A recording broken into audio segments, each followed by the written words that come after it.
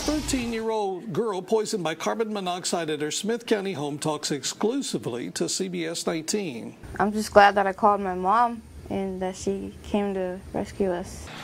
Keontae Hudson called her mom after she, her grandmother, and little brother began to feel ill. Turns out fumes from a generator somehow got into their home. It was running on the front porch after Tuesday night's storm. I tried to get up to talk to my grandmother, and I just completely fell on the ground. And then I can hear her still screaming my name. Both of the children are now out of the hospital. Their grandmother is in fair condition at ETMC, but is expected to be okay.